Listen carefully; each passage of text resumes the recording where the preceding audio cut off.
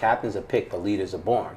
You know, and to me, you're an example of that because although you're not a captain, you're still a voice that people look to and listen to. And what's it like leading from the back? Pause, for lack of better words. I think it's good in a sense, and I like it. I like it this way better because I feel like when it comes from the guys that walk out to go do the coin toss, it's like he's saying it because he has to. I feel like when it's coming from me, it's genuine because they know like I mean it. Just because it's not a C on my chest, like I still mean exactly what I'm saying. And I think our 3 captains are very good captains, but it's just like when you hear something more than once from people in different positions, I think that's when it comes across better. You need to know that's bulletin board material in every locker room. And if you feel any way, please charge it to my brain and not my heart.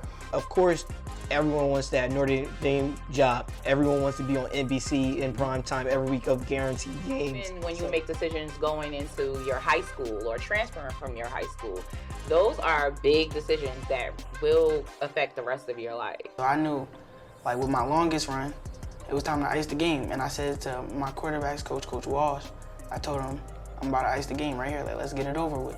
And that's when I went down and ran.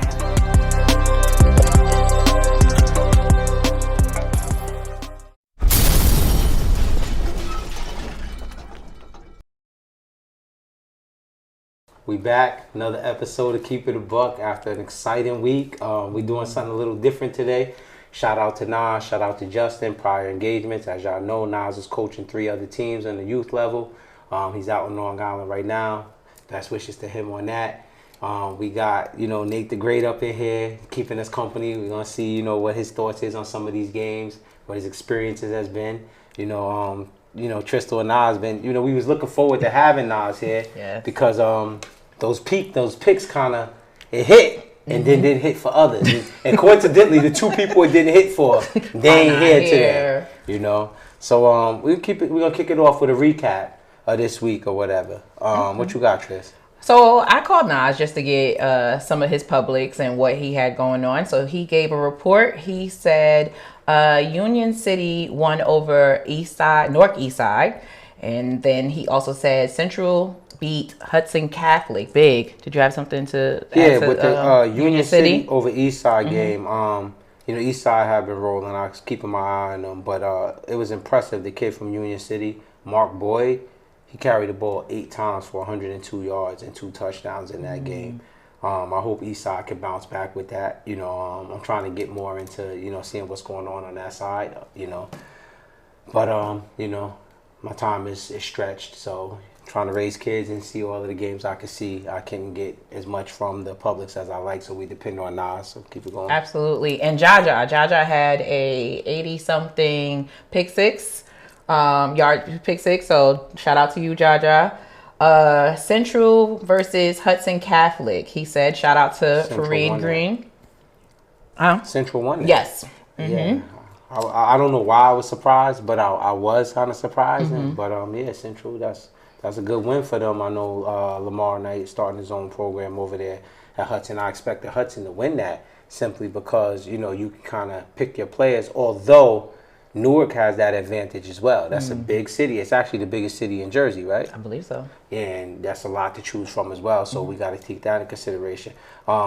What you think about the public school games? Do you ever follow any of those? Yeah, I think public school ball is fun to watch, really. I think, like, the Friday night, like, the whole theme of that, because, every private school doesn't get to play Friday night lights like that, and I think it's fun. I think there's a lot of talent in public schools, too. What schools? Do you ever go to any of the games? Yeah, I like West Orange. I figured it was West Orange, yeah. What's up? What's special about West Orange? To keep it real. That's family over there. Like, West Orange, they got some guys, Farad Green, Ion, Terrell. Like, they got some dogs. I like watching West Orange. So I'm going to double back on that, what knowing some of the guys at the different programs or whatever. But it's funny that you said you like going to watch West Orange games. Did you ever get any flack for the little back and forth last year on social media? I know you know those guys. So, and that's what I need a lot of the people to understand. And I said it to a ref at y'all game yesterday.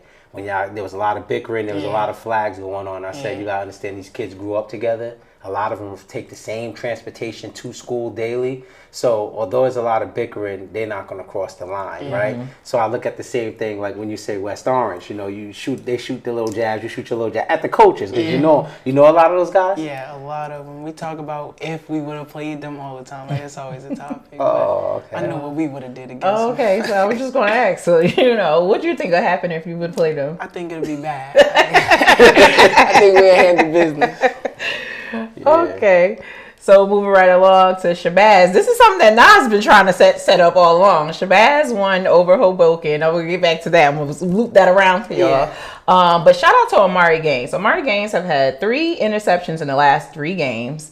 And he had like a 99-yard pick 6 this last game. So shout out to you, Amari. Stanford got over a one. So what would happen if you guys played Shabazz? I think that'd be real fun. Just the matchups and just, like you said, knowing everybody. But, That's true. I think the same thing. I think we'll have to handle business. Show them a little brotherly love. Yeah, look. So in regards to the game Amari had and the season Amari's been having, you see this often with a lot of guys when they become seniors. Like they seen everything and the game like slows down and it's just like they become dominant. I think we're witnessing Amari do that. If Amari can keep up on the path he's on, he's making an all-state run right now. I think it was also special because Stanford was in attendance for that game. And you want to play your best games when your colleges come to see you. So I think that was huge as well. There was also he was on the news this week. Oh, yes. And I think that was big, Yes. for his family, for Newark, for Shabazz. But not just for Shabazz, for the whole community in the city of Newark. Absolutely. So shout out to Amari, man. Absolutely. Shout out to you, Amari. Keep doing great things in and outside of the classroom and the football field. Weekway lost to Immaculata. Weekway seems to be struggling this year. And, I always take my jabs at Nas with Weekway. Every time he get out of line and he say something that, you holding another team accountable to something you don't hold yourself, I bring him back to the Weekway thing. But if I got any advice for Weekway from the way things are looking right now, cancel the Soul Bowl. You might want to cancel. And I'm with y'all. Y'all know I'm with y'all. You know what I'm saying? Not cancel the whole thing. Yeah. Shout out to Makai Armour. Like, I want to shout dudes out. But I'm going to tell you why I said cancel it. Because what Shabazz is doing right now, they brought in a lot of transfers that'll all be eligible next game, right? Shout out to Speedy. Shout out to Sahaj. They had the Iron Kid come back already. So then you see what Amari's doing or whatever. So they got guys already on there that's showing out. They seem to be off to a great start while Weekway is struggling. Last year, by this time last year, Weekway probably put up 200 points and gave up 0, right? But, and shout out to Weekway's coaching staff because those guys coach. But I think it's a rebuilding year. And the thing about a rebuilding year, why I say you might want to stay away from Shabazz, because Shabazz got new uniforms. Now, people don't think that means something, but with kids, that shit mean a lot when you look nice, right? Feel good. You got kids going to Stanford. You got the Zayden McDonald kid that just got a Stanford offer. You're going to have a few other kids sign to colleges, right? I don't know how much of that is happening out of the brother school, right? Then now what happens is people will forget what Weekway did to them last year. Once they beat Weekway, the beat is at Shabazz. They look good. They win. They send their kids to college. Weekway is yesterday's news, right? So if I'm Weekway, I don't play them this year. I don't play them until I build my program back up. Now we can go get at it. Because if you play them this year, the community has a small memory, man. It has a small memory. Nobody's going to remember how bad you beat them. It's like, boom, they're here now. And this is the first stop, right? Everybody, the cool kids is over here. And you'll never beat them again. So again, people take me personal. You know what I'm saying? Like, I even get to that when I was at St. Joe's. I don't even think Joe's take me personal anymore. They just mess with me now. The crowd, the players, coaches is talking to the players, but talking to me, really, so I can hear them. Like, you know what I'm saying? But some programs take me personal and really don't want me around after I don't tell them what they want to hear or whatever. But there's always a method to the madness. And I shout you out when you're doing well, but you also got to take it when I point out what you're doing wrong. If you don't take it personal and fix it, that can be the difference in your season. Absolutely. But I don't think they can cancel it. I mean, if it's possible, the community will be mad if they cancel it. It's something that just everybody looks forward to.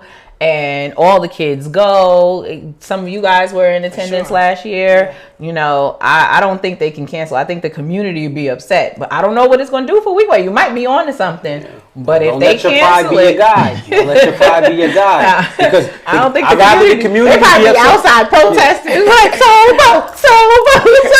I send my JV out there. I'd rather the community be upset than my family. Because once you get fired, the community ain't gonna take up a collection for you. You know what I'm saying? So if all that talent starts shifting to one place, that could be trouble. You know? Okay. All right. Well, shout out to Weekway. Hopefully y'all pull it together and do what you do. So Montclair took a big win over East Orange campus, and I heard that this was East Orange campus's first loss of the year. So that was huge for Montclair. Now that I would have thought is one that why do you go to a lot of West Orange games and not Montclair, being a Montclair kid? I think it's more of the fact, like, I always trained with Coach Don in DM football, and the fact that he's went to all those kids is who I trained with. I didn't really get to train with the Montclair kids, but I did go to the Bloomfield game against Montclair, but I also don't go to many games on Fridays before my game, so it's like I stay in tune though. I tap in with all of them. Oh, you like anybody at Montclair? Ja'Kai Chance. Who's that? The running back number 3 last week. I'm not sure what his stats was from this week. Last week I know he had 207 on like 5 carries. It wasn't a lot. What's his name? Ja'Kai Chance. Yeah, Okay. 207. 5 carries. I think it was 2 touchdowns and a receiving touchdown. But Ja'Kai Chance. All right, we're gonna be looking out for you. 25. He's a senior. He played corner too, but he's one of the ones I wanted to get him to, come put on some green and gold. But everything don't go your way. All right, we're gonna look out for you, Ja'Kai. Shout out to you. All right, so that is Nas's public report. Do you have anything to add? Nah, that was pretty much what I had as well. Okay. Breezing right through this, it was an exciting week in the privates. Exciting just because now we're getting into league play. We couldn't tell who was who, right? You have Bergen that played IMG. Took a double-digit loss, I believe. Joe's played St. Francis, took a double-digit loss. Both teams played hard, but do we know if IMG is really like that, or if St. Francis is really like that, or did Joe's or Bergen just get up for those games? Because then Joe's comes back and, didn't look the way they wanted to look against Seton Hall Prep. Bergen comes back after beating the Ohio team and didn't look the way expected to look versus Iona Prep. So we don't know if Joe's is sleeping, Bergen is sleeping, or if that's really who you are, So then, here we go. We getting in the league play. We finding out some things. You have teams like Paramus Catholic that was off to a great start, undefeated, putting up 40 points a game. You have St. Peter's Prep that bounced back from the Paramus Catholic loss, looking, phenomenal. My buddy Nas here, had a lot of great things to say about him. You have Del Barton that I've been keeping my eye on the low because I'm watching, outside of the Malvern Prep loss, right? Which Malvern Prep is a really reputable program. DePaul will tell you about them. And DePaul is one of our state's best. And they go every year to sharpen their sword against Malvern Prep. Then after that, Iona Prep Del Barton goes and blows the doors off of Iona Prep quickly. And then we watch Bergen kind of, have a real fight with them. So I'm like, whoa, we might need to keep our eyes on, Del Barton. I know they're well coached. I always say that, and so now these things starting to play themselves out, right? So we did our picks last week. That's what went into a lot of my picks. But I wanted to start to see who we are, right? So I say, okay, now we have this week. By next week, we pretty much have a large enough sample size, 5 games in, to know who everybody is, what their DNA is, and what their strengths and weaknesses are.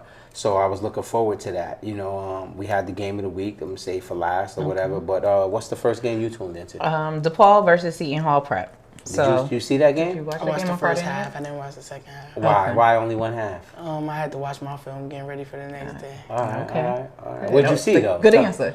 I think Seton Hall is well coached, and I think DePaul has a lot of good players. So sooner or later, they was going to lean on Seton Hall Prep. But I think Seton Hall was able to show, like, they could fight for a little bit, but personnel issues, like, they don't have as many guys as DePaul does. So it was just going to happen. Like, it was going to happen that way for sure. Yeah. I wanted to say, I tuned in to probably majority of the game. And I mean, first 5 minutes in, Zamet to Elijah score. And I'm like, oh, this Derek, sorry, yeah. So, and I said, oh my God, this is about to be a blowout. I'll watch this. And then I was like, all right, let me continue to watch. And honestly, I wasn't all that impressed. I feel like with DePaul. Now, they do have guys, right? I expected, and same like May Jones, like what you said, I expected it to just go quick. And it didn't. It was a little slow. There was mishaps here. And I think if Seton Hall fumbled on the 1 yard line, they would throw it in a set. Like, things were happening that would keep Seton Hall in the game. Yeah. And if they would have took advantage of those things happening, they could have had a fighting chance. So now I'm like, wait a minute. What's happening? I mean, all in all, Des Jones, 3 touchdowns, 155 yards. Nolan James, 21 carries to 242 yards. Jeez. And Zamet, 11 of 14 for 225 yards. So I was quiet quickly, but I was watching like, wait a minute. I mean, shout out to them. They do have some guys. And like basically, and this was a part of the argument. Nas is not here. But this was a part of the argument of the wide receiver core, right? Yeah. That's when you're talking about a wide receiver core. DePaul is in the running for best wide receiver core in the state, right? That's what you have. And Joe's, we'll get to Joe's, but you'll have that. Like, you have these different schools that Prep is just not there yet. But he's not here, so we'll get to that. Yeah, and that goes more in line where I was saying we don't really know who the teams are yet, right? Because again, the same thing with DePaul. Was that DePaul just, I had Mike Bright tell me Styles make games, right? And that can be it too. Or was that DePaul looking and flying high saying, okay, this is Seton Hall Prep. They're in a rebuild year. They lost to Joe's. However, Del Barton DePaul may feel about Joe's and saying like, let's go get it over with. And then realize that, no, you got to beat Seton Hall Prep. Although they're, undermanned, like, you just they don't lay down. You got to beat them. And, I think that they realized that. I saw, that they actually played Nolan on the defensive side of the ball. I think he had an interception in the game as well. But, what the difference in that game, again, to me, which was the difference in Cardinal Hayes, is Derek Zamet, man.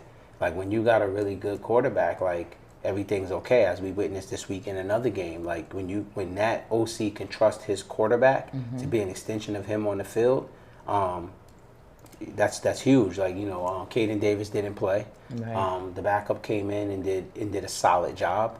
I could see some of Caden's strengths that if he could have just gave them what the backup gave him, plus what he gives in his strengths, that's a different ball game. But Styles make games. No slights to DePaul because, they are who they are. They are the number 2 team at this moment. And the name of the game is survive and advance, right? That's what they're doing. They're winning. Absolutely. Yeah. So shout out to you, DePaul. Let's go see St. Peter's Prep versus the Del Barton.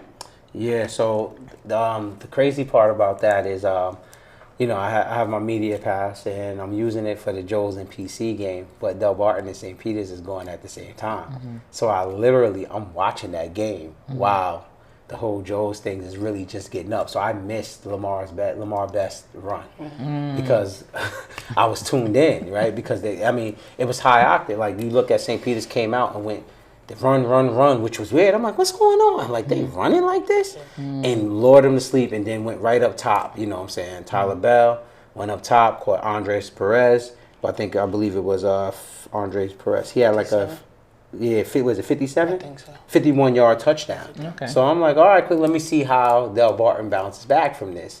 And Del Barton came down methodically and, showed you that they were going to be here in the game, but it was just like, it was a little easier for St. Peter's. Then they come again and you have Tyler Bell scramble and take off for another touchdown.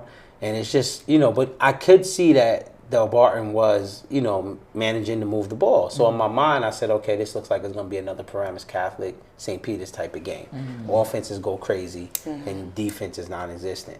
But like I told Nas last week, Del Barton is a very well-coached team. They went into the half, they made their adjustments, came out and reeled off 37 unanswered points.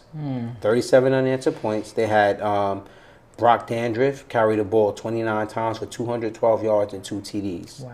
Wow. Troy Bailey had 3 interceptions. Wow. You know, and from the St. Peter side, Tyler Bell, the two Tylers, Tyler Bell, Tyler Barksdale combined for 151 yards rushing. You know, so there we was. You know, Del Barton. Again, we still figuring out who everybody is, but I think it's safe to say that Del Barton, although they lost a lot, they might have a program, right? Because when you have a program, it don't matter who you lose. Right. Systems beat individuals. This is why Mountain Lakes put a running clock on Shabazz. Not because they couldn't match up man for man across the board. You know, Mountain Lakes had a bunch of 5'11", 6 feet, 185 linemen, right? You see what Shabazz rolling there, but this is a program that's been going for a while. So it's a system. The kids come up and they play in that system, and you know, you just plug in, you play with systems. When you got stars, you got to find another star to compensate for the loss of the other star. Bit different thing, man. You know, well, what's your thoughts? You know, you guys had some experiences with Del Barton last year. What'd you learn from them? I think Del Barton is probably one of the most well-coached teams. And like you said, styles make games. So I think with their style, they're able to play and surprise a lot of teams with like crazy personnel. But I like Del Barton. I think they're a really good team. Are they on your schedule this year? No, not this year. So for the playoffs, you guys Playoffs, this they could year. probably, yes, sir. Yeah. So, I mean, We'll be ready. huh? All right. Yeah. Del Barton has discipline, and you know that's another thing that, along with their discipline, when you come down to the nitty gritty and you're within 7 points, that jumping off sides and those little penalties that can kill, that's what's going to lose you a game. Like when you have two solid teams and it could be anybody's game, and Del Barton has that. They have that discipline. So I'm looking forward to see how this plays out for them this year. So Seton Hall prep, we'll get into that. So then, are you good? Is that all for stats for our Seton Hall? St. Peter's. Yes. Okay. Bergen versus Pope John. So, grand opening, grand closing. Good night. That was belt. What they call it? B2, B2A, B2A immediately. If you don't know what that is, go on the Urban Dictionary. B2A immediately. You know, and I honestly, I gotta be real. And this isn't all jokes aside. I feel bad for Pope. I really do, just because like, you know, like we just talked about with Seton Hall Prep being undermanned, you know what I'm saying? And then when you're severely undermanned, like you're trying to find something as a coaching staff for your kids to hold on to. And to have a loss like this, you know, after coming off, I believe it was the Paramus Catholic loss was their last loss? Yes. Yeah. You know, after coming off that, like, you know, that's tough. You know, it's tough to hold it together. But in that game, Dom Campanelli found himself again. You know, Dom Campanelli has been a very reliable quarterback for Bergen Catholic, and you know, early on in the season, it looked like he was feeling his way out through it. You know, and I think he found his groove. He was 14 of 16 for 149 yards and 3 touchdowns. Najee Calhoun carried the ball 8 times for 65 yards and 2 touchdowns. Now there was a lot of other people that, you know, made contributions to this game, but as you could see by the score, like a lot of people, too many people to name, you know. But yeah, man. So Gibbs is over there. Yeah. Do you still speak to Coach Gibbs? I do. I talk to Coach Gibbs here and there. That's my guy, though. So we tap him, but you know, he just likes football. So Coach Gibbs, he's happy no matter what. Like as long as he's able to do what he does, and that's score points and call plays. So that's about it. Yeah. 4 points. Yeah. Not Yikes. this week. Yeah. He's gonna get it together. figure Shout it out out. to Yeah, you, they Coach gonna figure it out. Gibbs. Yeah. All right. So that's it for this week. Hold on, let me double back. Okay. Did you attend Pope? Oh no, you No, weren't. no, Okay. I wasn't there, I wasn't there. Oh no, I know a lot of the kids attended Yeah, Pope. right. Yeah, they did. All right. Yeah. So let's move on to the game of the week. Right? We didn't talk about the game of the week yet. That's all we're missing. Yeah. All right. So, game of the week. Game of the week was Joe's versus PC. What was the score? 44-19. All right. So for me, that was the game of the week because people probably wonder like why and how you pick these games. PC was rolling. PC was undefeated.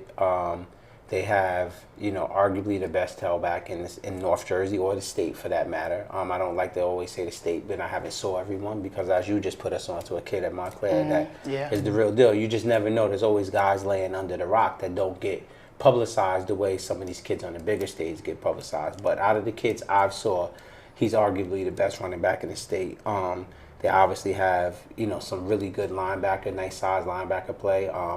The Schuler kid is a young kid and is running around, doing some positive things for them. They have a high-rated offensive lineman there that varsity ace is Darren Cooper, right? That's his name, Darren Cooper. Pretty much, gave them, predicted they would go up 14-0 because they had the best lineman and in the state, and they would sneak out on Joe's. So these things, when you add these storylines, furthermore, you add the kids, how they all know each other, live in close proximity, play together. Some of them travel to and from school together on the same bus, right? So it adds like that inner city rivalry, like when you're playing your best friend. And the refs really didn't understand that, but we all understood that. When you got parents that raise kids together, like you take yourself, Nate, the best player on Paramus Catholic, Xavier Williams.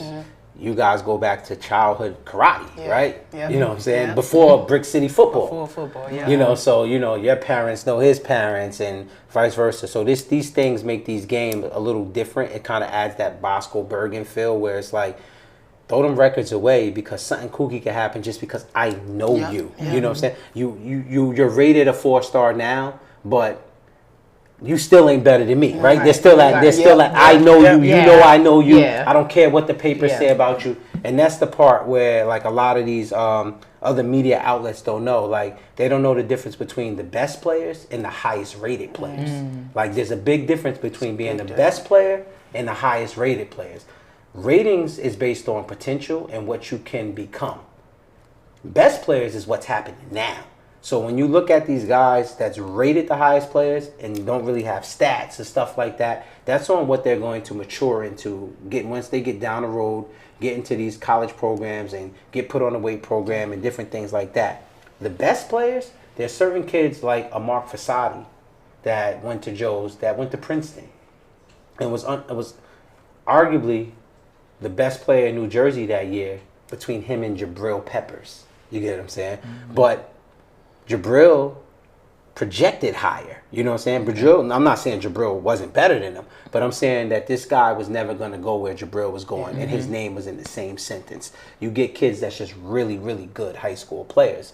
So, that's where these games, start to take turns, right? People just look at certain things and think, oh, well, Joe's got all these guys, and they should win. And then you see Del Barton go beat them. You see Hall Prep go beat them. Oh, Paramus Catholic has these guys. And then you see, they get boat raced. You know what I'm saying? So these games are really good because you don't know what's going to happen. Like, you truly don't know. Yeah.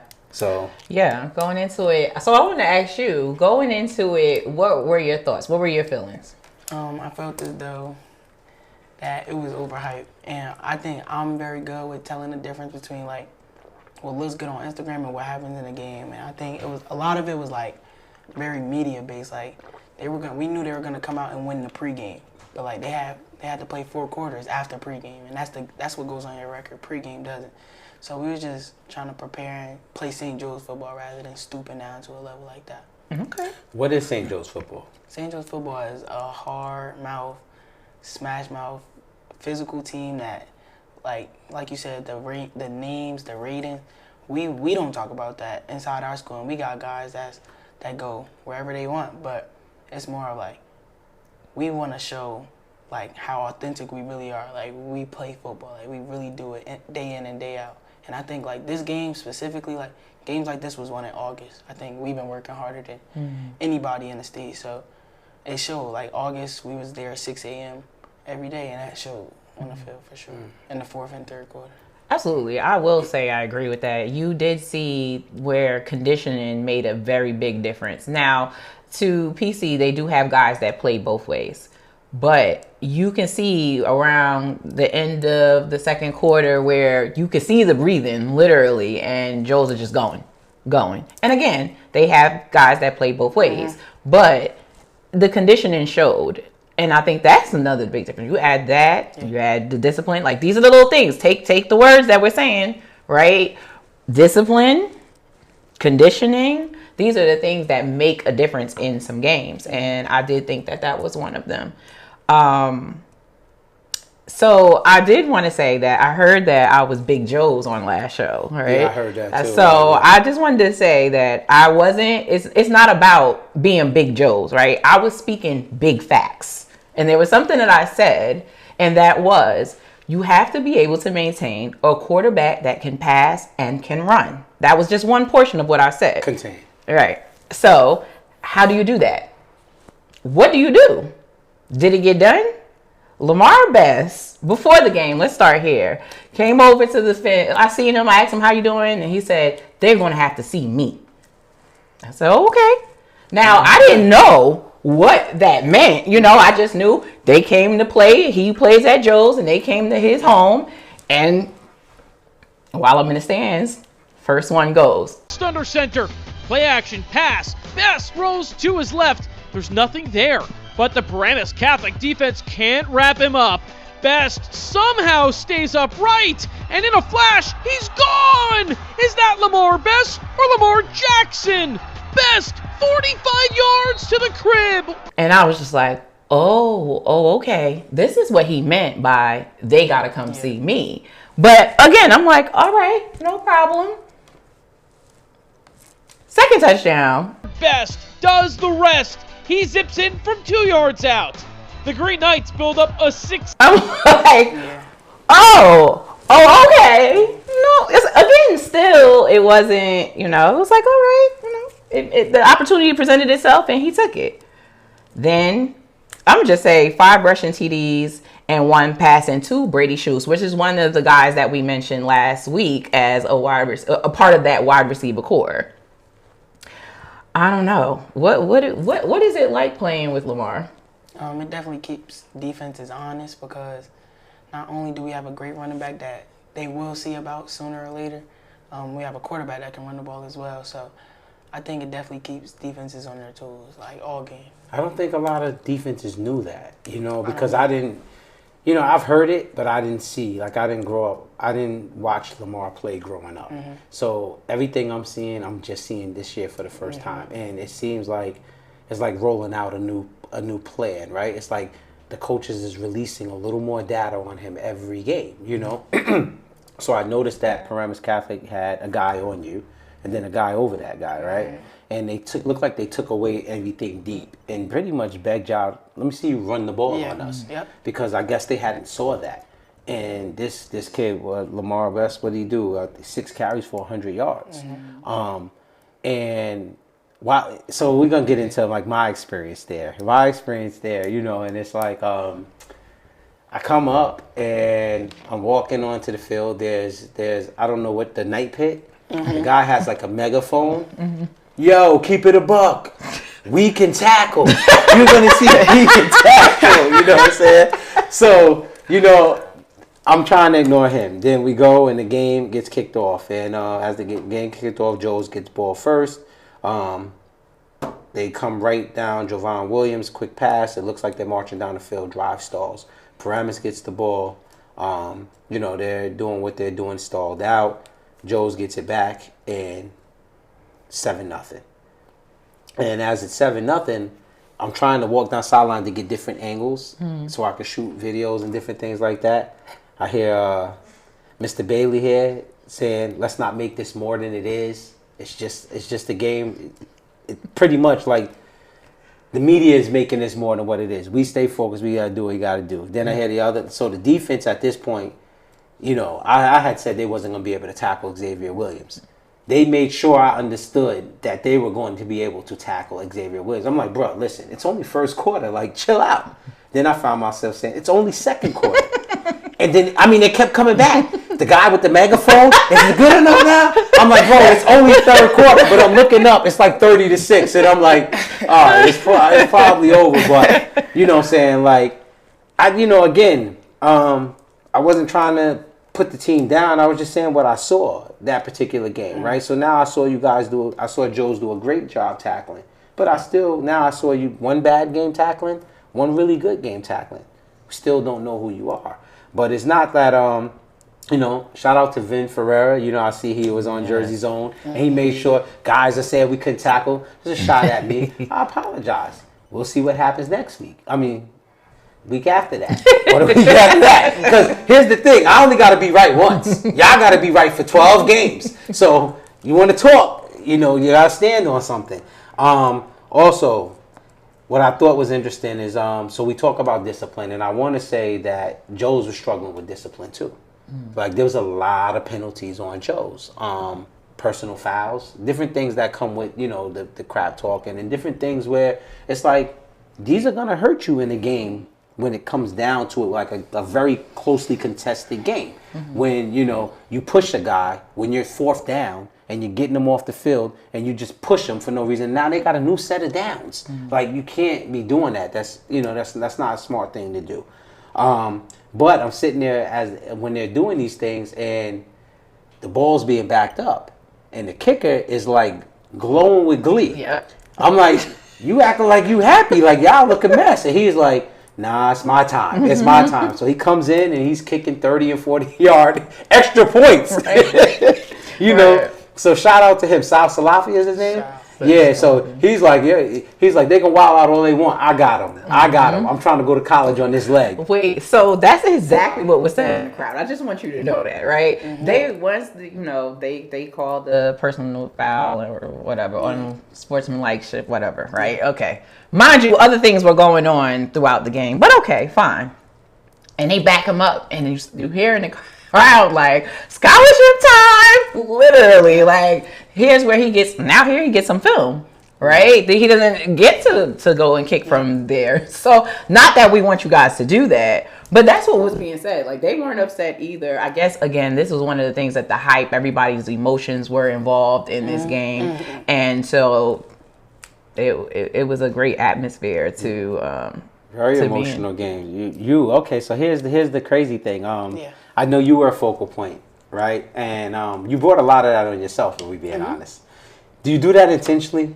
Most of the time. I know I have 5-6 guys on the offense that can do exactly what I do. So if you want to focus on me, you're going to have to see guys like Makai Rosignol, Jovan Williams, Stalin Nolden, a sophomore who makes a crazy amount of plays, and he's underrated. But I also think, coming from the penalty standpoint, I know one of Lamar's touchdowns, that's what backs Sal up.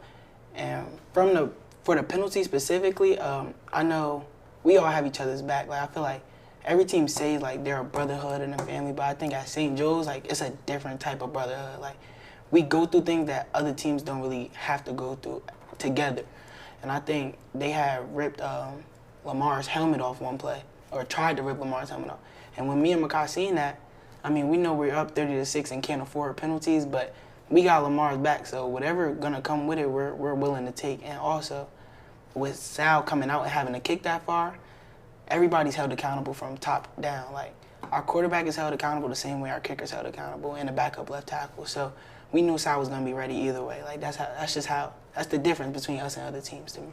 All right, so how is it?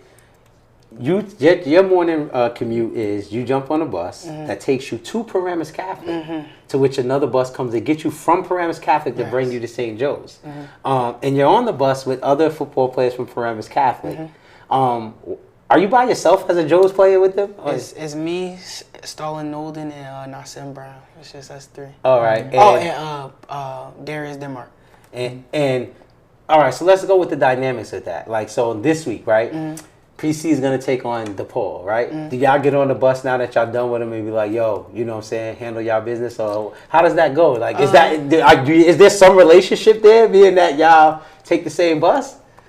I talk to the guys that's in my locker room. I only talk to the guys that whatever they got to do whatever they got to do, I hope they handle it, and it's best of luck, but I'm focused on our guys. So the week's over. I'll probably talk a little bit on Monday just because it's the bragging rights, but after that, Good luck with the rest of y'all season. All right, so it was said that, you know, obviously it's no secret that you've been the primary option for Joe's or offensively receiving coming into this game. And Paramus Catholic wanted to take you away from that because it was said that, you know, you ain't really that much of a factor as a receiver. They're going to take you. So then you finish the game as the leading rusher. Tell me, like, what you thinking. Like, are you trying to show off at that point? Nah, that's not showing off. It's just I didn't know where I was gonna impact the game most. If I was gonna have to block all game, I was gonna block all game. It was more like doing what I had to do. So I knew, like, with my longest run, it was time to ice the game. And I said to my quarterbacks coach, Coach Walsh, I told him, I'm about to ice the game right here. Like, let's get it over with. And that's when I went down and ran. And the numbers add up when you're doing your job, and that's just what happened. All right. So here's a crazy thing. We got you on the show because you're very mature for your age. You're very articulate. I also heard that you're taking some AP classes now, just in case you got to go the Ivy route or whatever. Sir. So I'm saying that so the viewers can understand what type of mind we dealing with. And you've been a varsity starter since 9th grade, right? But you're not picked the captain? No. So that's the thing, right? Because this goes to my statement that although you're not a captain, I believe you to be a leader in that locker room. And I try to tell some kids because they feel bummed out when they're not the captain. It's like captains are picked, but leaders are born. And to me, you're an example of that because although you're not a captain, you're still a voice that people look to and listen to. And what's it like leading from the back? Pause, for lack of better words. I think it's good in a sense, and I like it. I like it this way better because I feel like when it comes from the guys that walk out to go do the coin toss, it's like he's saying it because he has to. I feel like when it's coming from me, it's genuine because they know, like, I mean it. Just because it's not a C on my chest, like, I still mean exactly what I'm saying. And I think our 3 captains are very good captains, but it's just like, when you hear something more than once from people in different positions, I think that's when it comes across better. Another question. I see you tweeted out, y'all done messed up. Y'all let Lamar Best get off in Montville or something like that? I think that's insane. So what does that mean? I want to know what that meant. I think that... Take your time. I think that everybody knows most people knew how good Lamar was before, like, everybody at least heard of Lamar because he was second in the state in passing last year. And I questioned it because of Group 2 football. I know other coaches up here, people need to see it to believe it, right? This is one of the things that me and Nas go back and forth about a lot of times because he'll tell me something and then I'll be like, yo, Nas, blah. He'd be like, yo, I told you that already. And I'm like, but I had to see it. Yeah. I had to see it, I had to see it, but I'm just saying that. So there's people who had to see it. Who had to see. And I think they see it now for sure. I've seen it already, and I think it definitely helps when you're coming from Brick City. So you got Isa Abdul-Salam, Makai Raznall, and that's just a few guys. We all seen Lamar already. We seen him when he was younger. We got to see him in the summer and in the spring during the 7-on-7 circuit, and it was just like he's the real deal. And I knew he was the real deal, and once the time presented itself, I wouldn't pick nobody else to lead the team the way him and Mason Geist do. So what's special about him? Lamar, he naturally, like, our coach always says, you don't have to have a C on your jersey to be a captain. And I think Lamar is also a good representation of that because Lamar, he speaks to you in a different way. Like, he's gonna hold you accountable, but he's not gonna say it to where it sounds like he's forcing you to do something. Lamar has everybody's best interest at heart.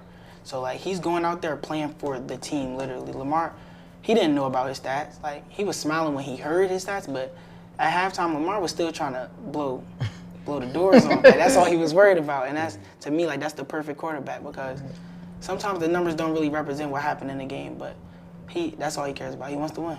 Well, Absolutely. What do you see from him? What do you think? I mean, I believe he's a triple threat, right? And what I mean by that is I mentioned his passing, and I mentioned that he's an athlete, he can run. He also has IQ. Like, he makes really, really good decisions, and mentally you have to, that's a big part of the game, right? So that football IQ and that emotional intelligence, that making decisions, and for a quarterback that is very, very important. That is the difference between a good quarterback and a great quarterback. And when we're talking about the best quarterback in the state, I mean, I don't know. I don't want to sound biased, but you gonna already. Hold on. No, I'm not saying you are, but no. I gotta say it because I say it to Nas all the time. Are you? So, are you a prisoner of the moment? And the reason why I'm asking that is because I've seen some things where I could say, arguably, right now, he's definitely in that conversation, right? Right. But then you can go down as the schedule's about to get hard. Ended with Bergen and DePaul the last 2 games. You can totally ace out, right? We just said that. Throw it all out. Yeah. So that's what I was going to say. I never speak definite, right? Until it's time to speak definite. But he's definitely in the running, like we said last week, as one of the best. And I mean, it's already his name. So he has to live up to it. I seen his grandfather, his father there, and I think that we discussed this sometimes. There's a difference, right? When you have that voice or you see those people on the other side of the field. And those are the people that he sees. When he's doing whatever he's doing, like they're there with him doing what and you feel that energy. It's just not football. I say it's energetic. And he's going to tap in. So what I saw from Lamar that definitely has him, in my opinion, as one of the top quarterbacks, if not the top quarterback in this state.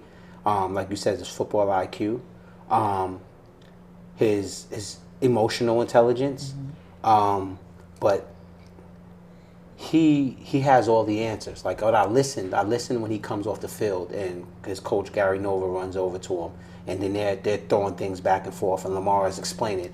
You know, they got too high here, they're here. So what I'm doing is I'm looking here, and I'm like, Gary, I'm watching Gary. Gary's like, right. So what you going to do?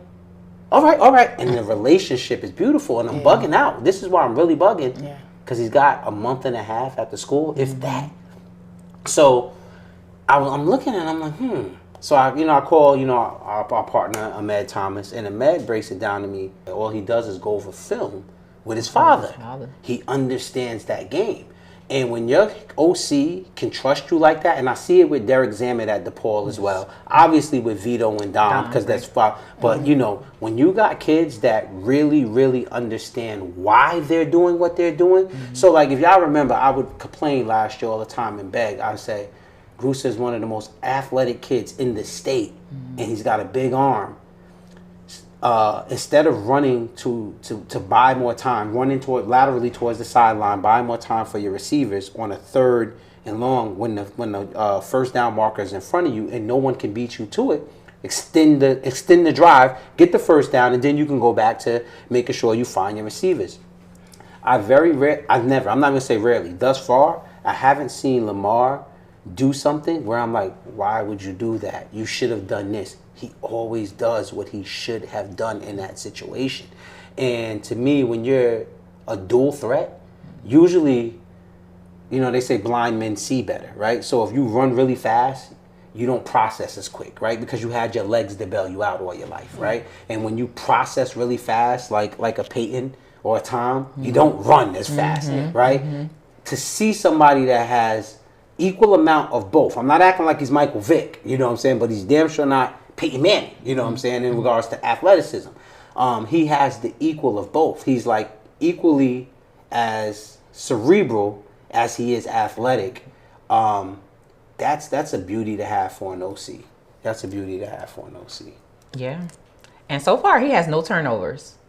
So that's something to add to what he has going on. So shout out to you, Lamar Best. We haven't done a top player for maybe 2 episodes, but I'm giving Lamar Best top player for me. We're going to be honest, if I'm at that game, what I'm seeing that a lot of people didn't really see, and I probably had to see it because I gave these guys a lot of slack. I told the D-line, don't tackle, the front 7. The linebackers, for Joe's.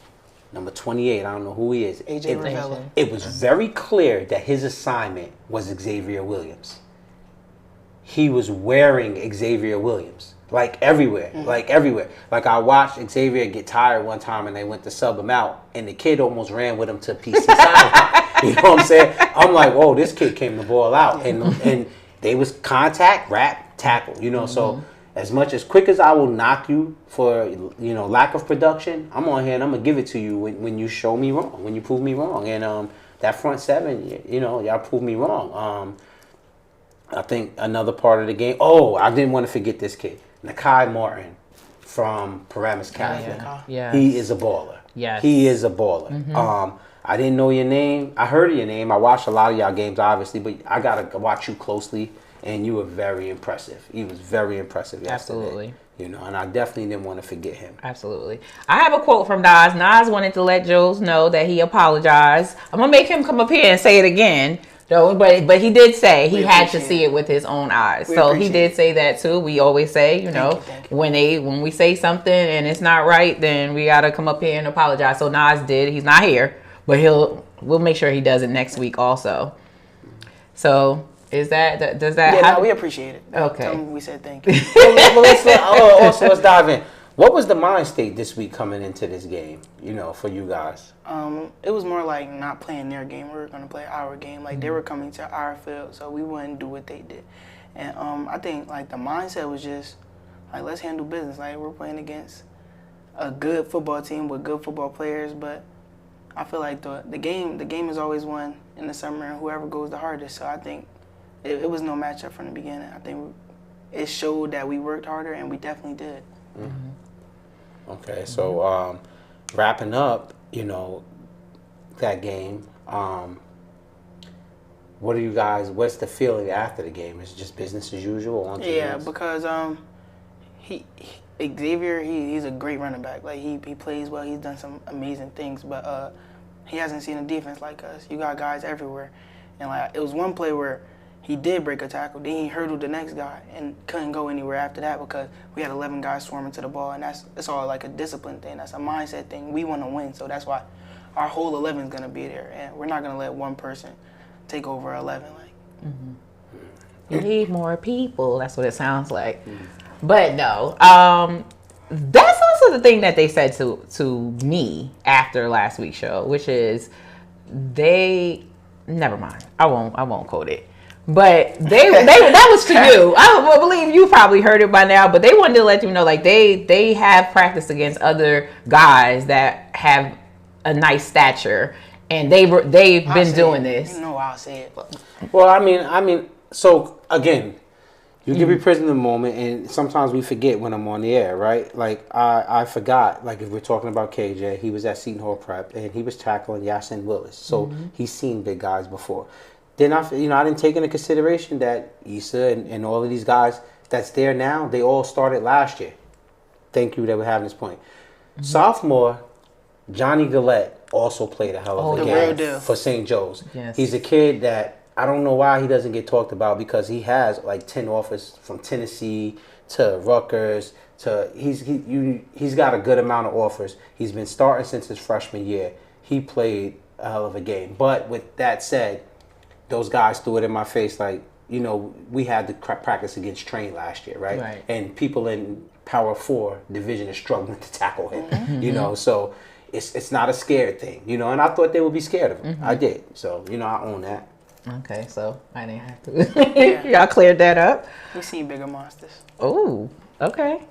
Well, so it was a great game. Shout out to PC, shout out to Jules, wishing everybody all the best. You know, we talk about this and we do, you know, what do you got, what do you have, this and that, and we say, but really, honestly, some of the things that Lenny says is just, okay, how can you learn? What can you take from it? Like, right? Hopefully you heard what he said and prove him wrong, right? You hear what Nas says, you take that like, okay, bet, right? And then you prove them wrong. And then they have to come up here. And I'm sure, you know, everybody wants the best for everyone. So you want to be able to come up here and say, I apologize. Because in the back of your head, you're like, okay, good, you heard me, you know? So that was great. Here's the other thing, right? You know, some people, like, they you know, they're big fans, right?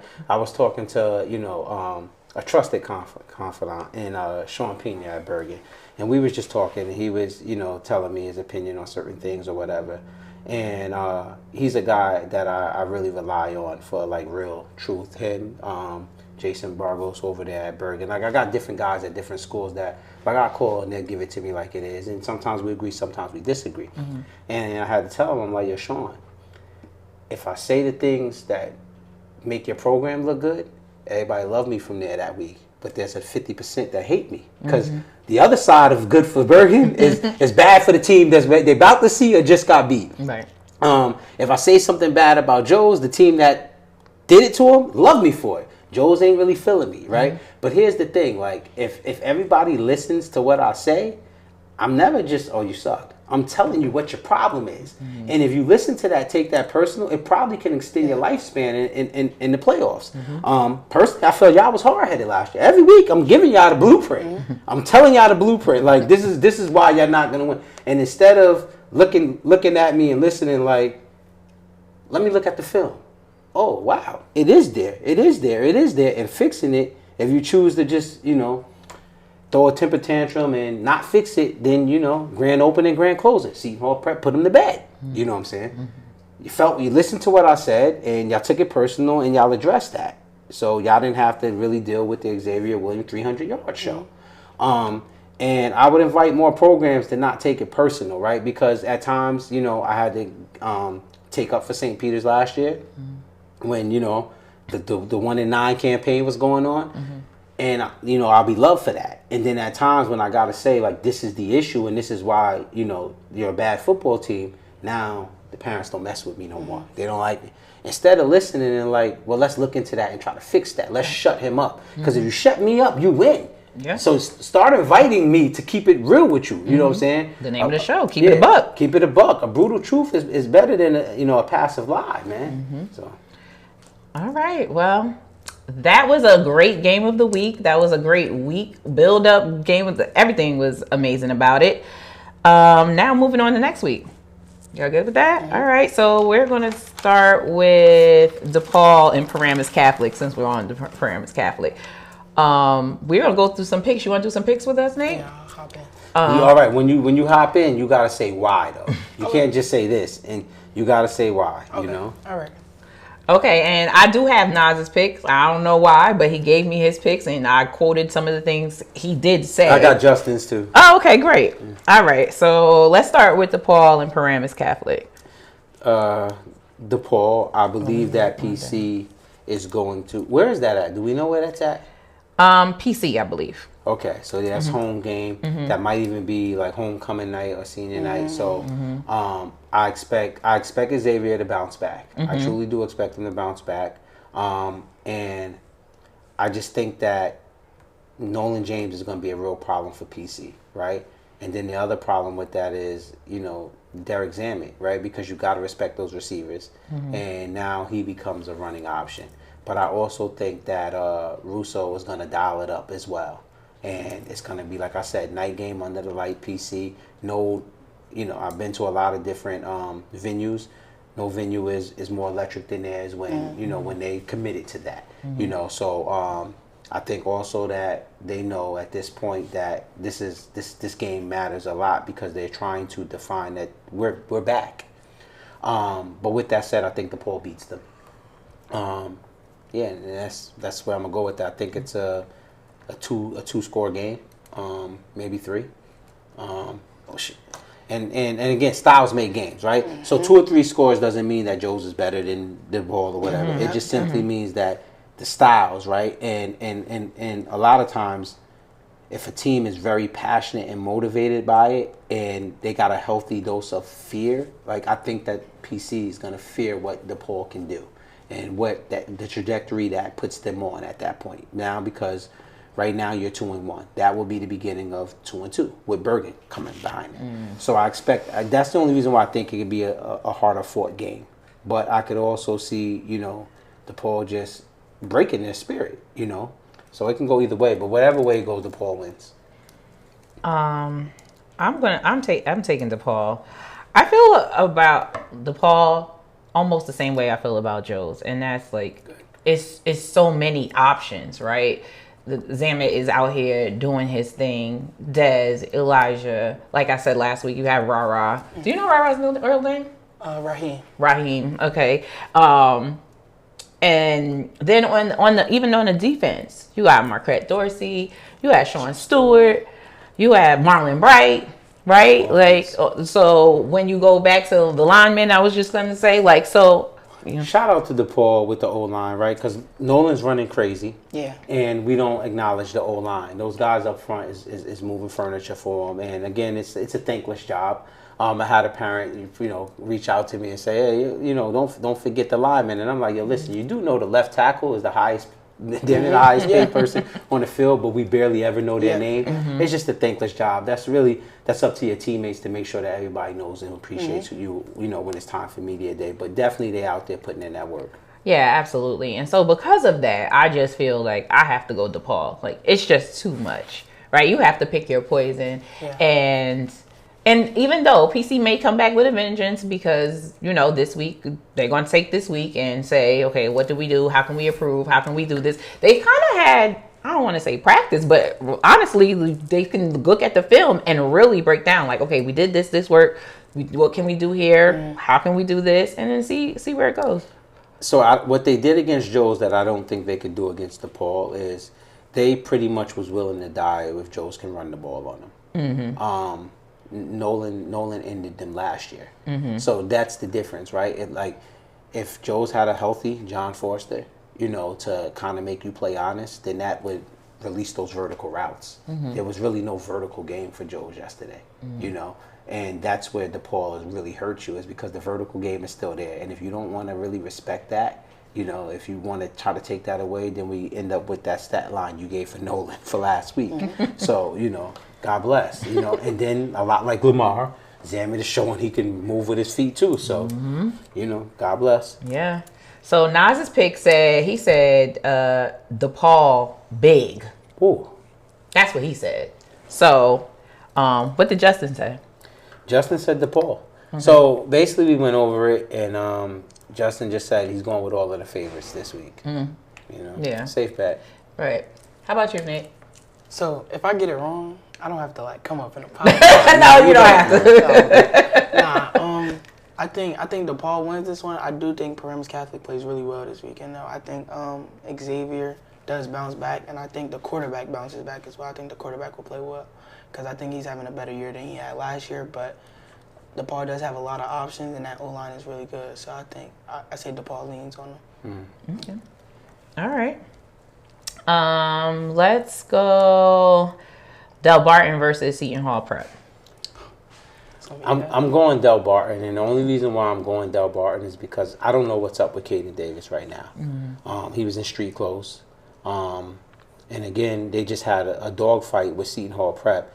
And anybody that knows this league, when you come out of dogfights in this league, you very rarely come out healthy. Mm-hmm. Somebody is not right now, right? And it just looks like Del Barton just cruised. Mm-hmm. So I'm going with Del Barton. I'm going with Del Barton because I think Del Barton is becoming a staple, and they're letting you know that we're here. And I got a little theory on that. I'm gonna hold back until after the Bergen Bosco game, but there's something I noticed that's happening in the state. But go on. So Nas said he's going Del Barton. I'm also going Del Barton. Seton Hall Prep, I believe they're rebuilding as they got a lot going on. Like you said, Caden Davis and whatever else. Have they won this year? Yeah, I believe. Yes. Oh yeah, they won. Yeah. They won in New York. Did they play? Yes, they won the New York team. 10-3. Okay. So I'm gonna go with Del Barton, and I'm assuming Justin is going with Del Barton. I'm gonna go with Del Barton as well. I think both the styles match up pretty well, so I think Seton Hall will put up a good fight. That's assuming Caden Davis will play, but I like Del Barton this week. I think they're a little bit faster on the edges and stuff like that, and I think personnel-wise, they might not have big Instagram following, but I think they got guys that Seton Hall may not have. Mm-hmm. Okay.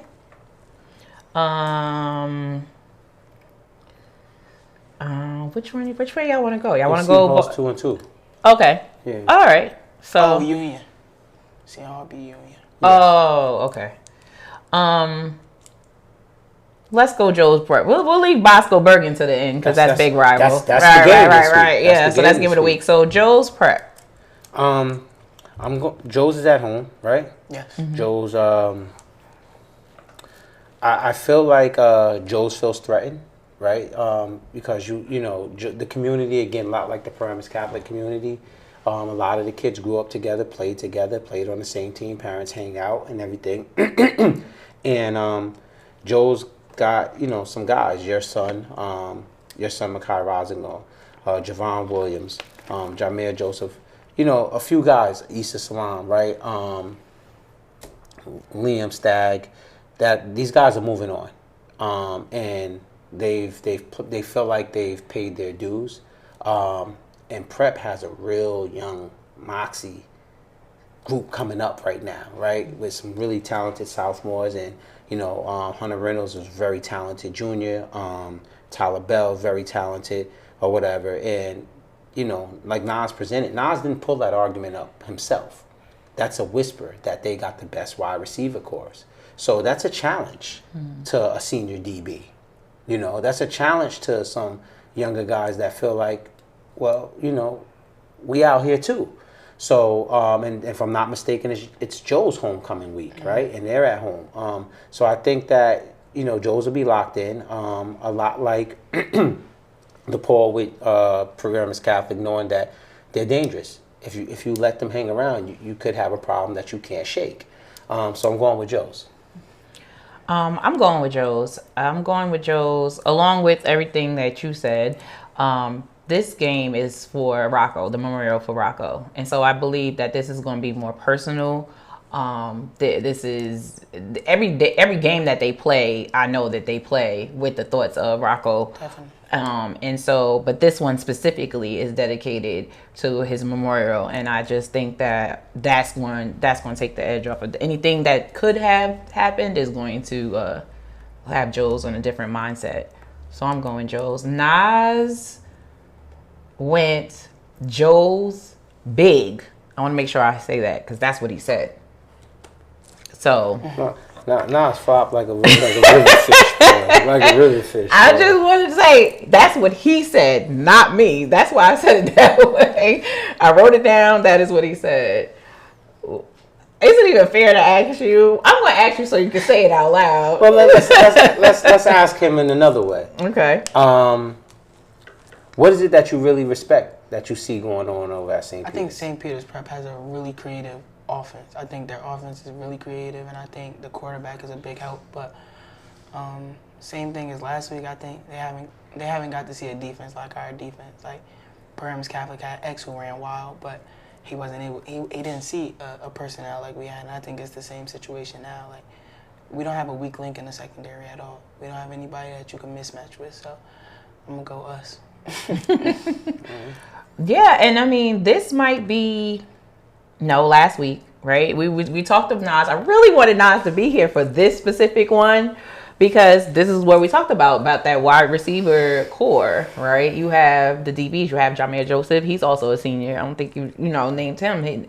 And you have to go up against someone like him, right? So, and not saying that it can't be done, but now here, it kind of brings me back to, remember that year that you talked about, it was a Kenyon and Zion? It was Kenyon and Zion. Yeah, and that's what I said. Like, so that's what I'm thinking of it. Like, I played against your older bros, and now it's like, right. I'm the older bro on that. But remember, that's where Jameer made his name. Right. So that's an opportunity for a younger guy to make his name. Right. And like, I think that I love these games, right? Because I remember it at a time. I believe it was you, Hunter, and Lamar. Y'all was all on the same. No, you was on the team below them, right?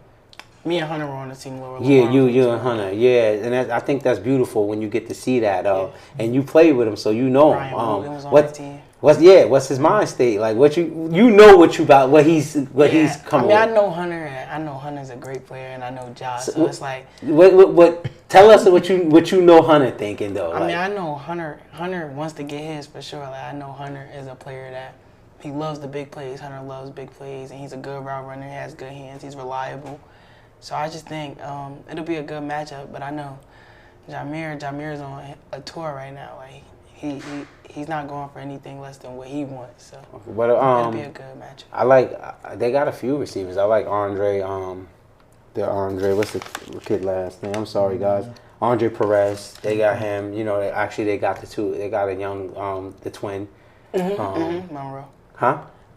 Was it Nico Monroe or Kimo Monroe? Yeah, It's one of the twins. Yeah, so you know the guys out there, like they got some young guys. I'm trying to get their name out there or whatever, because again, I look at it a lot like what you said, like when Jameer, Makai, and all of them was like babies, and Kenyon and Zion, Kenyon at UMass, Zion at Pitt, Champ at Maryland was all there. You know, like it was a battle though. You know, like St. Peter's thought they was just gonna come in, like Joe's may think. They're just gonna come in and do that. I remember the first play of the game. They go up north on Jameer. Like we're gonna show him, young boy, like you ain't quite here yet. You know what I'm saying? And then young boy said, I'm here. You know, so don't be expecting that the young cats. Right. They're just gonna like roll over for you. I want to say somebody else that'll be a big impact to that game is Trayvon Chardonnay, who is another corner on our team. I think he makes a lot of plays, and he's not big, like a big social media guy, but he's somebody that's really big to our team and another leader that just doesn't have a C on his jersey. So yeah, I want to shout out Trayvon. Okay, shout out Trayvon. So yeah, so I mean, it's interesting. And then on the other side, we say this too, right?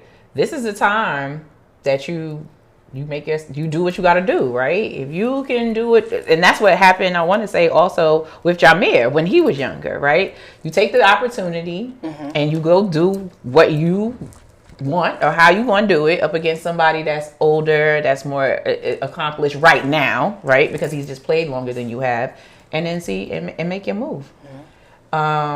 Justin took all the favorites, so I'm assuming that's Joe. Joe's, and then we move on to Bosco and Bergen. Yeah, the granddaddy of them all. Yeah, so of course this is our game of the week, right? It would be the game of the week if they play for probably 10, 20 years, 100 years going forward. Of course, we want to know who you have. So in the comments for the game of the week, it is Don Bosco and Bergen Catholic. And I don't know, do you know where they're playing? No, I don't know where that was at. I'll try to look it up. But last year it was at Bosco, so maybe it's at Bergen. Okay. Bergen's a crazy atmosphere. It feels like that game they're gonna be on top of you. But you know, a lot like Paramus Catholic, Bosco's had 2 weeks to prepare for this, and Sabella's like one of those guys that, you know, I remember he had a team that had 2 wins and Bergen was undefeated, and he went and beat Bergen. Right. You know, again, another one of those games like I was trying to say about Paramus Catholic, when the kids know each other, the coaches know each other, you could kind of throw those records out. And this game will start to tell us a lot about, this week will tell us a lot about what's really happening in this state. It's at Bergen. Yeah, so it's gonna be crazy up at Bergen. But yeah, I'm looking forward to that because, you know, now we get to see if, you know, Sisler's had a few good games under his belt. We get to see if that was a level of competition thing or he's taking the next step. Dante DeLuca, you know, he's coming back as a second-year running back, big physical back, coming off a big game. It's Bergen Bosco, so he'll be geeked. They just had a receiver, that Brick City kid, you guys know. Zakai Murphy just got the offer from Syracuse. Congrats on that. Congrats, but, Zakai. you know, he'll this. Let's go. This is it. This your time. They bring a stretch in off of the IR. No, not the IR, but he's been on ice. You know, saying welcome to the party now. This is the big party. You know what I'm saying? Makai Allen will be there ready to go for Bosco, and then with Bergen, Jack Harris is eligible now. The D tackle from Rumson Fairhaven, beast. First of all, Bergen got so many kids on that D-line. Y'all stingy. Y'all need to loan some to the rest of the teams in the league. Like, they got like a 12-man rotation of that. Everybody else struggling to get 3 guys. And Bergen got like 12 guys on that D-line where they could take some and just give some to the other teams to make national runs with them. So, you know, but Jack Harris will be turned off the leash this week. And he's getting turned off the leash in the biggest game. And like I said, for Stretch, I'm happy for these kids that you get to play in this environment before going to college, because this is going to be a crazy. Like I remember you guys was there. I believe Makai said he couldn't hear. Yeah. His freshman year he couldn't hear. Yeah. Mm-hmm. So like, that's what this is gonna be like, and then this is Dom Campanelli's last Bergen Bosco game, right? This is last time, running out there representing his father. Let me take that back. Regular season Bergen Bosco game, because we can see it again. Yeah. Then you got guys like Calhoun that looking to make a name, cement himself as a real. He's done a lot, but you haven't done nothing at Bergen until you've done it against Bosco. That's how you make your name. That's how the Ryan Butlers are remembered over there. Dante Kane had a solid game against Bosco last year, so I'm sure he's looking to pick up where he left off. Quincy, Louis Vuitton, he traveled. His game travel, whatever, so we ain't even got to talk about where he's going to go. So we can go on with the headline kids forever, but at the end of the day, we're also witnessing two of the best North Jersey has to offer, or Jersey or the East Coast has to offer on these sidelines, and they're going at it. And that's Sabella and Vito Campanelli, right? And that's not to be underestimated. You gave Sabella 2 weeks to prepare. 2 weeks. I just don't know if he got the artillery, but I know he's drawing. I know he's got it drawn up. Can they pull it off? That's where I go. I mean, with that being said, I'm choosing Bergen simply because, like I said, I don't know enough about the way this league is shaping up yet. I will know after this year, but just on Bergen is the champs, has been the champs, know how to win. They very rarely hurt themselves. They're at home. Why not? Yeah, I think. And there was, so we had that social media stuff going on with the Joes and PC game. The realest kid said they got the best receiver corps. They're one of the best. They are the best team. You got to see Quincy Porter and them boys now, and I believe that's going to be stretch assignment, Quincy Porter. So this is something where you come on this scene and you can introduce yourself right away. Because you got the big task. You got the number one task at wide receiver. Maybe in the country. Definitely on the East Coast. And but it can go the other way. Quincy can kind of do what he does. So that's one of the matchups within the matchup. You're right. That was a quote that he said over the summer, right before the season began, that Bergen has the best Bosco has the best wide receiver core. And I mean, now's the time to show it. I'm going with Bergen. I mean, respectfully, they've won. I mean, okay, so they did lose one in the last 3 years, because that's the year that Bosco had the upset, right? But they've been number one. You just have to give them respect where respect is due. They have been doing what they needed to do, and I just haven't seen it from Bosco just yet. So I'm going Bergen. Nas said Bergen, and that was it. Flat Bergen. I'm gonna go Bergen. I do think Stretch or Rennick, he will surprise a lot of people this weekend, because I've worked with him over the summer, and I'm going to see like how good he really is, and I think he will shock a few people, but I don't think they have the guys for this game. I do think it'll be schemed up well on both sides, but I think the offensive line is gonna do very well. Oh, that Bergen O-line, I'm very impressed with them. Very well. I love the way they block up the field. Yeah. I think that's an elite O-line, and I think Dom will play well. I think he's gonna have more of a consistent season, and I want to say the slot receiver number 2 on Bergen, and I can't think of his name right now, but I think he'll have a big game. He's somebody that not a lot of people talk about, but I think he plays very well. Yeah. Can't remember his name now. He's a kick returner too. Yeah. Parati. Yeah, Parati. He's really good. He's good. Anthony? He's good. Yes. Anthony. Okay, yes. He's good. So I like Bergen. Okay. All right. So that is our game of the week. Let us know again in the comments, who do you have? And I think that's everybody, right? That is. All right, so we want to say thank you for Nate for joining us as a co-host today, and happy birthday to you. Today is your birthday. You're 1 day away from being a Libra, and you got a Libra vibe. You almost made it, Some people say it is, some people say it isn't. Yeah, right? I'm telling his mom, I'm like, yo, he a Libra. He got a Libra vibe. He ain't no musty ass Virgo. Yeah, I don't think he's a Virgo. I would say if I was to call it, I would give it a Libra, but So again, that's another episode of Keep It a Buck. Peace.